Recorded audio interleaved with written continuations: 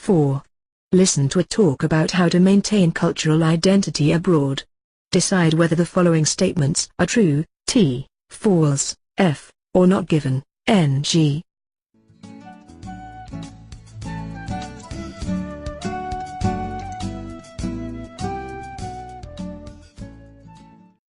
Now I'd like to give you some advice on how to maintain your cultural identity in a new culture.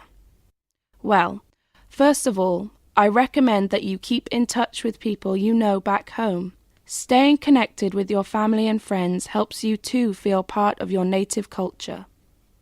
If you have children, you should let them talk regularly to their cousins, aunts, uncles, and grandparents too.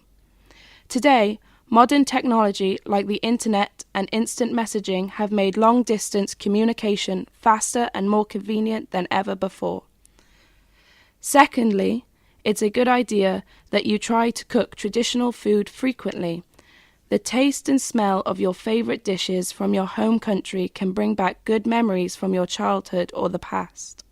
You should also remember to make mealtime special and important occasions.